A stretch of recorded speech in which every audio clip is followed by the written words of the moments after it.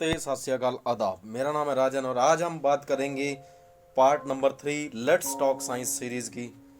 तो इससे पहले मैं 2 वीडियोस बना चुका हूँ। आज हम बात करने वाले हैं थर्ड पार्ट की, जिसके अंतर्गत बचे हुए क्वेश्चंस को अपन डिस्कस करेंगे। तो इसके बाद के जो लेक्चर हैं वो कॉन्टिन्यूसली आते रहेंगे। आप बने रहिए मेरे साथ। इस वीडियो को लाइक करें, चलते चलते कमेंट करें अगर आपको अच्छा लगे। तो चलिए स्टार्ट करते हैं। आप क्वेश्चन लेते हैं, क्वेश्चन नंबर 21। इससे पहले आप 20 क्वेश्चन पिछली 2 वीडियोस में डिस्कस कर चुके हैं। आप प्ले लिस्ट में जाकर के क्या है इनको देख सकते हैं मेरे चैनल पर। अब आइसोटॉप एंड एलोट्रॉप्स, यहाँ आप देख सकते हो 21 हैव सेम केमिकल प्रॉपर्टीज। अब आइसोटॉप और एलोट्रॉप का मीनिंग पता हो आपको। आइसोटॉप होता है समस्थानिक, ठीक है। एलोट्रॉप होता है अपरूप हिंदी में। अपरूप यानी कि एक कोई भी आप कह सकते हैं एलिमेंट है, वो क्या है 2 रूपों में पाया जा रहा है, ठीक है। तो वो हो जाता है अपरूप। जैसे मैं देखो कार्बन, कार्बन प्योर रूप में कहाँ पाया जा रहा है, डायमंड में पाया जाएगा। इसके साथ साथ वो पाया जाता है ग्रेफाइट में, ठीक है। उसका स्ट्रक्चर अगर आप देखें, उसकी फिजिकल प्रॉपर्टीज बदल जाती हैं, बट क्या है उसके अंदर कार्बन ही। एक एलिमेंट क्या है अलग अलग तरीके से जुड़ा हुआ है, बट उसकी फिजिकल प्रॉपर्टीज के अंदर चेंज आ गया है और कुछ भी चेंज नहीं हुआ। यानी कि आप कह सकें कि उसके अंदर मौजूद कार्बन ही है, सिंगल एलिमेंट, जिसका केमिकल आप कह सकते हैं फॉर्मूला बदल जाएगा और वहां पर क्या होगा डिफरेंट अरेंजमेंट्स के साथ वो मौजूद रहेगा। और इसे क्या कह देते हैं एलोट्रॉप। एलोट्रॉप आया है 2 शब्दों से, एलोस एंड ट्रॉप। एलोस का मतलब ALLOS, एलोस का मतलब होता है अदर, ट्रॉप का मतलब होता है फॉर्म। तो यानी कि एक ही तरह का एलिमेंट 2 या 2 से ज्यादा रूपों में पाया जाए। जैसे कार्बन 2-3 रूपों में पाया जाए, पानी है सॉरी पानी नहीं, आप कहें ऑक्सीजन कह सकते हैं। ऑक्सीजन 2 रूपों में 2-3 रूपों में पाई जाती है, 4 रूपों में बेसिकली देखा जाए, O8 O4 O3 O2, ठीक है। ऑक्सीजन गैस, ठीक है, ओजोन गैस और टेट्रा आप कह सकते हैं ऑक्सीजन, ठीक है, ऑक्टा ऑक्सीजन। तो ये क्या है, ये पाए जाते हैं, ये केमिकल एलिमेंट पाए जाते हैं 2 या 2 से ज्यादा फॉर्म्स के अंदर। इन्हें आप कह देते हैं एलोट्रॉप। इनकी फिजिकल स्टेट क्या है सेम रहेगी और इनकी फिजिकल प्रॉपर्टीज क्या है थोड़ी अलग हो जाती हैं। अब देखा जाए डायमंड दुनिया का सबसे ज्यादा स्ट्रॉन्गेस्ट हार्डेस्ट मटेरियल है, ठीक है। तो इसके साथ साथ क्या है जो सेकंड नंबर पर जो अगर आप कोई जो दूसरी बात करें ग्रेफाइट की, ग्रेफाइट जो दूसरा इसका क्या था एलोट्रॉप था, वो बिल्कुल इससे अलग है, ठीक है। इसके बाद अगर आप बात करें आइसोटॉप की, आइसोटॉप के लिए मैं आपको एक स्लाइड दिखाता हूं। इससे आप इसको आसानी से समझ सकते हैं। हम डिसाइड करते हैं कि कोई भी एटम कितना एटॉमिक नंबर रखता है। पीरियोडिक टेबल में आप आवर्त सारणी में उसको संख्या देते हैं 1 2 3 4 5 7 8 9 जो भी कुछ है। उसकी जो पोजीशन है वो डिसाइड की जाती है नंबर ऑफ प्रोटॉन्स की वजह से।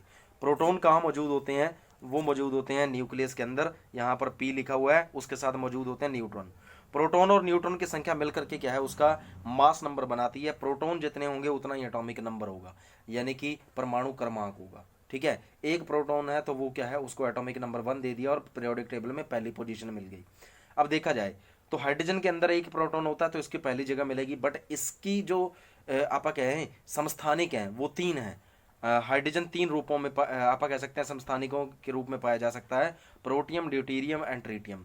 इसके अंदर क्या है नंबर ऑफ न्यूट्रॉन्स बढ़ जाएंगे, यानी कि मास नंबर बढ़ रहा है। तो पहले यहाँ पर मास किसकी वजह से था, अकेले प्रोटॉन की वजह से। दूसरे के अंदर एक प्रोटॉन के साथ क्या आ गया न्यूट्रॉन। अब इसका एटॉमिक नंबर है तो वही 1 ही, क्योंकि इसके अंदर एक प्रोटॉन है तो पहली ही जगह मिलने वाली है पीरियोडिक टेबल के अंदर। और इसकी वजह से एक प्रोटॉन की वजह से एक इलेक्ट्रॉन चारों तरफ घूमता हुआ होगा, बट न्यूट्रॉन की संख्या की वजह से ये भारी हो गया है, ठीक है। तो ये बन गया ड्यूटेरियम। इसके अंदर क्या है जो भार देने वाली, जिनकी मास देने वाली क्या है जो आपस सब एटॉमिक यूनिट्स हैं वो 2 हो गई, और वो कौन है प्रोटॉन और न्यूट्रॉन। तो अगर 2 न्यूट्रॉन हो जाए 1 प्रोटॉन हो जाए तो इसका मास नंबर कितना हो गया 3। मास नंबर को ऊपर लिखते हैं, सिंबल आप नीचे लिखते हैं, और जो एटॉमिक नंबर होता है उसको यहाँ लिख दिया जाता है नीचे। तो 1 बताता है कि इसके अंदर 1 प्रोटॉन है, और ये 3 बताता है कि प्रोटॉन और न्यूट्रॉन की संख्या मिलाकर के कितनी है इसके पास 3। अब क्वेश्चन था कि क्वेश्चन था, स्टेटमेंट थी कि केमिकल प्रॉपर्टीज किस पर डिपेंड करती हैं। केमिकल प्रॉपर्टीज की उसकी रिएक्शन किससे होगी किससे नहीं होगी, वो डिपेंड करती है नंबर ऑफ इलेक्ट्रॉन्स पर, और नंबर ऑफ इलेक्ट्रॉन डिपेंड करते हैं प्रोटॉन्स पर। जितने प्रोटॉन होंगे एक एटम में उतने ही इलेक्ट्रॉन होंगे, ठीक है। तो प्रोटॉन ही डिसाइड करते हैं आइसोटॉप्स को और एलोट्रॉप्स को। कार्बन है, कार्बन के अंदर क्या है, प्रोटॉन होंगे 6, ठीक है, उसके चारों तरफ 6 इलेक्ट्रॉन पाए जाएंगे, ठीक है। चाहे वो क्या है, ग्रेफाइट का कार्बन है, चाहे वो डायमंड का कार्बन है, ठीक है, उसके अंदर वो ये सेम रहेगा। आइसोटॉप के अंदर ड्यूटीरियम, ट्रीटियम, इसके अंदर देखें आप, इसके अंदर क्या होगा, हाइड्रोजन के अंदर एक ही प्रोटॉन है और एक ही इलेक्ट्रॉन है। इलेक्ट्रॉन डिसाइड करेगा क्या है उसकी केमिकल प्रॉपर्टीज, ठीक है। तो that's why they have same chemical properties. Question number 22। तो एक बहुत अच्छी एक्सप्लेनेशन के साथ मैं क्या आपको एक्सप्लेन कर रहा हूँ, तो मुझे कमेंट सेक्शन में क्या है जरूर बताएं कि एटॉमिक नंबर कार्बन का कितना होता है, और इस वीडियो को लाइक कर दें। इसके साथ साथ अगला क्वेश्चन आप लेते हैं, question number 22। Rusting of iron is called chemical change. यहाँ पर क्वेश्चन नंबर 22 आप पढ़ेंगे तो रस्टिंग, जंग लगना, एक तरह का ये है ऑक्सीडेशन, ठीक है। ऑक्सीडेशन क्या होता है, जब कोई एलिमेंट ऑक्सीजन के साथ रिएक्शन करता है तो उसे आप कहते हैं ऑक्सीजन। तो ऑक्सीजन के साथ रिएक्शन करने के लिए उसको चाहिए होती है हीट। अब लोहा है, लोहे को ऑक्सीजन के साथ रिएक्शन करने के लिए क्या है, एनवायरमेंटल कंडीशंस चाहिए दो, ठीक है। एक तो मौजूदगी किसकी, ऑक्सीजन की, इसके साथ साथ क्या है उसको पानी चाहिए। तो जब उसको क्या है मिल जाता है ये, तो लोहे को जंग लग जाता है। आयरन ऑक्साइड, आयरन ऑक्साइड जो रेड कलर का, रेड ब्राउन कलर का जो मटेरियल पैदा होता है किसके ऊपर, लोहे के ऊपर, that is called iron oxide. Oxide क्यों कहा उसे, क्योंकि वो ऑक्सीजन के साथ रिएक्शन करके पैदा हुआ, तो that's why it is called oxide, ठीक है। तो ये एक ऐसी रिएक्शन है जिसके अंदर क्या है, एक नया मटेरियल पैदा हो रहा है, तो इसको आप कहेंगे केमिकल चेंज। चेंज क्या होता है, कोई बदलाव। तो दो तरह के चेंज होते हैं, फिजिकल एंड केमिकल। फिजिकल के अंदर बाहरी प्रॉपर्टीज चेंज हो जाए, जैसे बर्फ थी, बर्फ पिघल गई, पानी बन गया, तो बाहरी चेंज हुआ है, सॉलिड से लिक्विड बन गया, बट अंदर है तो पानी, चाहे वो बर्फ के रूप में था, चाहे नॉर्मल लिक्विड के रूप में था, चाहे वो गैस बन के उड़ जाए, तो है तो वो पानी रहेगा। वो फिजिकल प्रॉपर्टीज बदल गई, सॉलिड से लिक्विड बन गया, बाहर से दिखने वाली प्रॉपर्टीज बदली हैं, अंदर से वो सेम है। बट लोहा था, लोहा बदल गया आयरन ऑक्साइड में, ठीक है, आयरन ऑक्साइड में बदला है तो नया मटेरियल पैदा हुआ, वो केमिकल चेंज है, ठीक है। वहां पर क्या होगा, हीट का इन्वॉल्वमेंट होगा या हीट रिलीज होगी। केमिकल चेंज कुछ भी हो, उसके अंदर हीट यूज भी हो सकती है और हीट पैदा भी हो सकती है, ठीक है। तो आप ये याद रखें। अगला एक्सोथर्मिक, दो तरह की रिएक्शन है, कैटेगरीज हैं दो रिएक्शन की। एंडोथर्मिक, ENDO, एंडो, इसको आप याद कर सकते हैं EN यानी कि इन, ठीक है। थर्मिक, थर्मिक यानी कि हीट, ऐसी रिएक्शन जिसमें हीट की इन्वॉल्वमेंट, हीट अंदर जाती है, यूज होती है, उसे कहा जाता है एंडोथर्मिक रिएक्शन। फॉर एग्जांपल अगर आपने एक पेपर को जलाना है तो पेपर कैसे जलेगा, उसके लिए हीट आपको देनी पड़ेगी, तब जाकर के वो ऑक्सीजन के साथ रिएक्शन करेगा और क्या है, कार्बन डाइऑक्साइड गैस को पैदा कर पाएगा। बट क्या है, अगर आप यहाँ पर देखें, जो यहाँ पर रिएक्शन दिया गया है एक्सोथर्मिक, एक्सो यानी कि एग्जिट, ठीक है। रिएक्शन क्या है, इसके अंदर हीट क्या है, एग्जिट हो रही है, तो this is called exothermic reaction. और ये इसका एग्जांपल दूं तो मैं, जैसे कोई मटेरियल जलाया जाए खुद, जब वो कंबस्शन कर रहा है, या अगर आप देखें जो चूना होता है उसको क्या है आप डाल दें किसके अंदर, पानी के अंदर, तो क्या है वो हीट बाहर की तरफ रिलीज करेगा, ठीक है, that is called exothermic reaction. उसके बाद pencil lead is made up of graphite. Graphite क्या है, ग्रेफाइट एक अपरूप है, जिसे क्या कह सकते हैं, एलोट्रॉप, किसका, कार्बन का। कार्बन का एक रूप है जो क्या है, शुद्ध रूप है, ठीक है। वो किसके, कार्बन की ये सारे एटम होंगे, उसके अंदर कार्बन के ही परमाणु होंगे। वो क्या है, सॉफ्ट होता है, क्योंकि उसका जो स्ट्रक्चर है लेयर के रूप में होता है। एक लेयर ग्रेफाइट की, कार्बन की, दूसरी के ऊपर घिसती है, ठीक है, दैट्स वाई वो सॉफ्ट होता है। बट डायमंड के अंदर मूव करने के लिए जगह नहीं होती, तो इसीलिए क्या है वो हार्ड बन जाता है। ग्रेफाइट क्या सॉफ्ट रहता है। उसके बाद what is the molar mass of benzene. तो पहले आपको पता होना चाहिए बेंजीन, बेंजीन है एक ऑर्गेनिक कंपाउंड। ऑर्गेनिक कंपाउंड क्या होते हैं, दो तरह के कंपाउंड होते हैं, ऑर्गेनिक और इनऑर्गेनिक। ऑर्गेनिक कंपाउंड वो होते हैं बेसिकली जिनके अंदर हाइड्रोजन और कार्बन आता है। कंपाउंड यानी कि यौगिक, दो या दो से ज़्यादा तरह के एटम्स के मिलने से जो नया मटेरियल तैयार होता है उसे आप कहते हैं कंपाउंड, ठीक है। जैसे कार्बन और ऑक्सीजन मिल करके कार्बन डाइऑक्साइड गैस पैदा करती हैं, तो वो एक कंपाउंड है। तो ऑर्गेनिक कंपाउंड जिनके अंदर हाइड्रोजन और कार्बन की मौजूदगी रहती है, उन्हें आप क्या क्या देते हैं, ऑर्गेनिक कंपाउंड।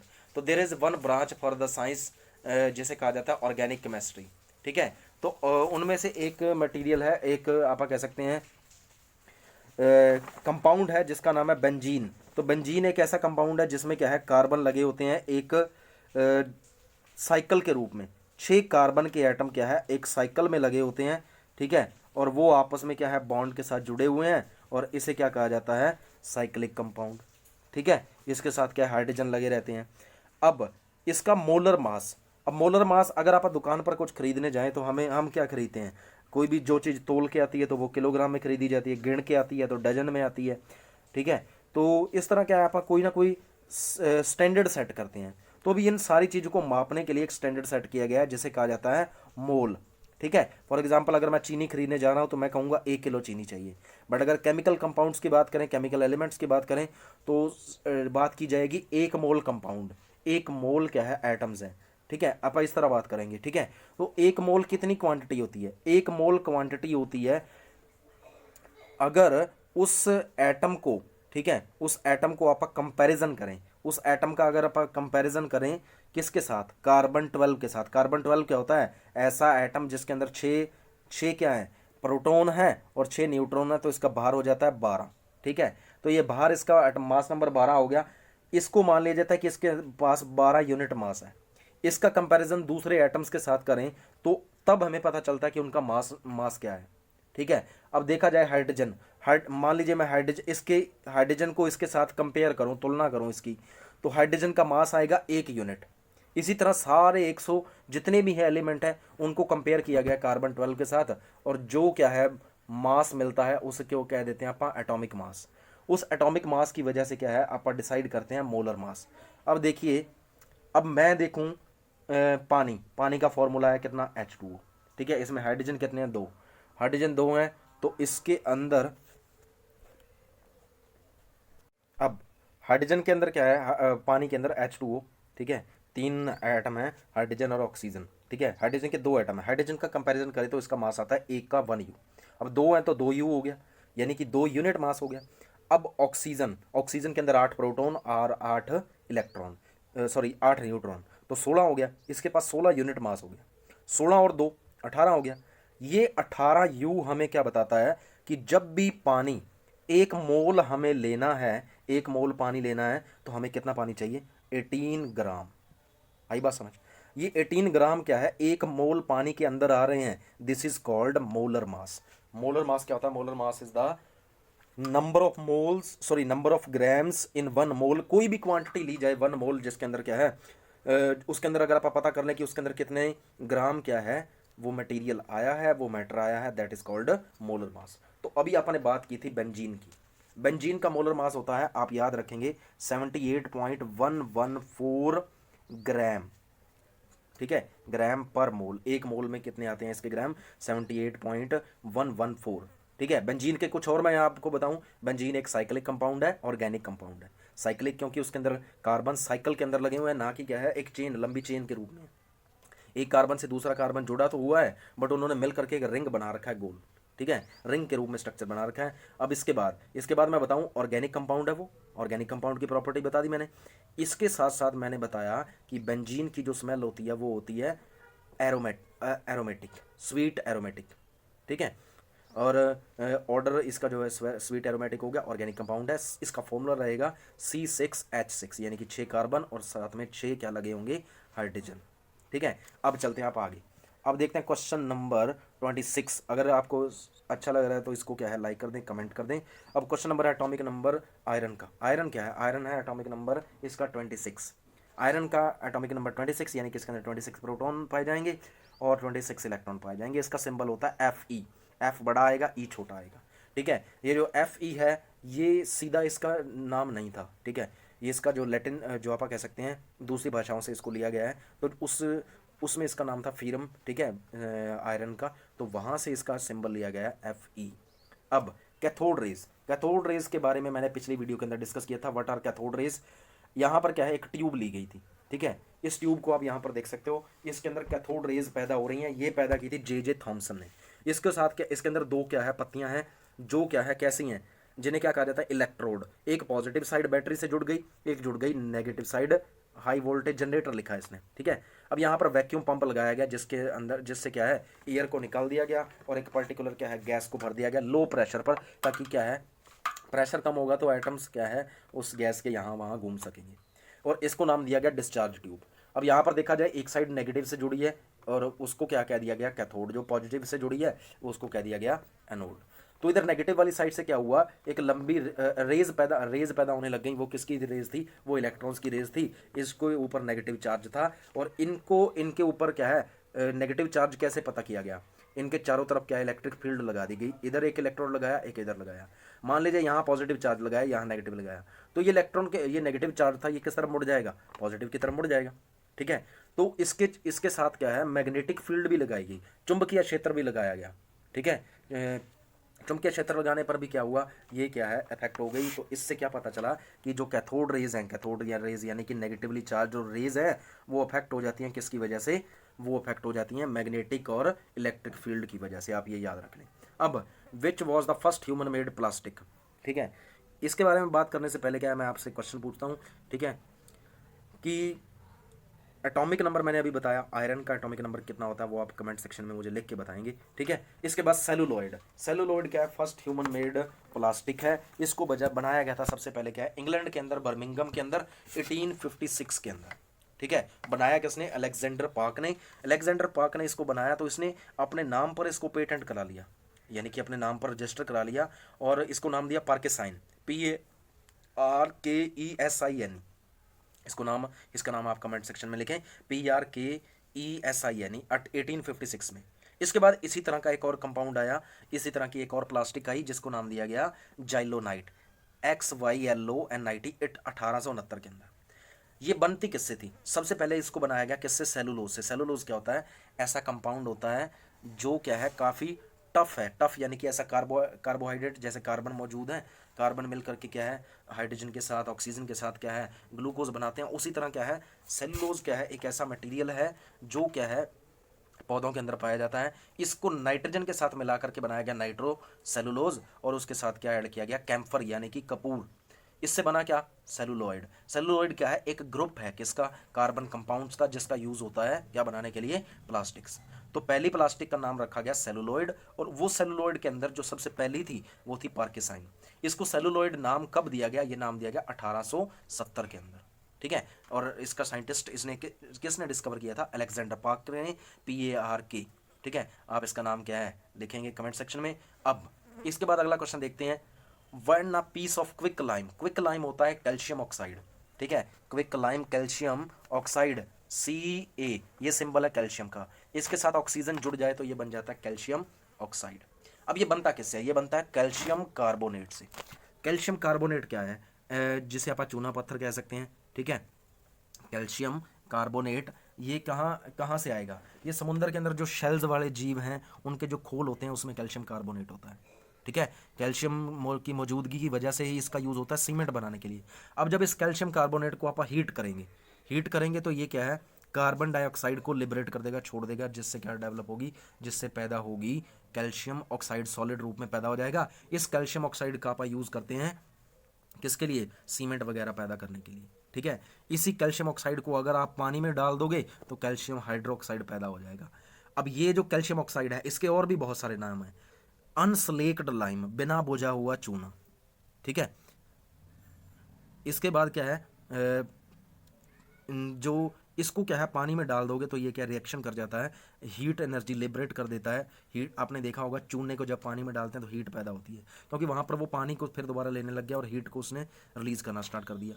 जिस हीट को लेकर के उसने कार्बन डाइऑक्साइड को छोड़ा था वो हीट क्या है बाद में क्या है वो खुद रिलीज़ करने लग गया। अब क्या हुआ, जब आपने बनाया कैल्शियम ऑक्साइड किससे, कैल्शियम कार्बोनेट से, इसके लिए जरूरत पड़ी 825 डिग्री टेम्परेचर की। इसको हीट करेंगे कार्बन डाइऑक्साइड उड़ जाएगी, बचा क्या CaO यानी कि कैल्शियम ऑक्साइड। कैल्शियम ऑक्साइड इसका सबसे बड़ा प्रोड्यूसर है चाइना सबसे ज़्यादा इसको पैदा करता है, USA दूसरे नंबर पर है। आप इसके साथ साथ क्या है इस प्रोसेस का नाम याद रखें, कैल्सिनेशन। कैल्शियम कार्बोनेट से पैदा करना कैल्शियम ऑक्साइड।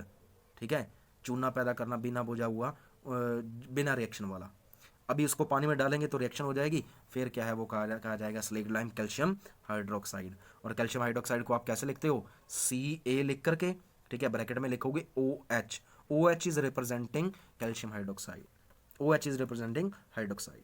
ठीक है, कैल्शियम हाइड्रोक्साइड। अब अब आगे देखें, लास्ट क्वेश्चन है, ठीक है। What is the number of synthetic elements in periodic table. Synthetic यानी कि नकली, जो कुदरती रूप में नहीं पाए जा रहे उन्हें आप सिंथेटिक कहते हैं।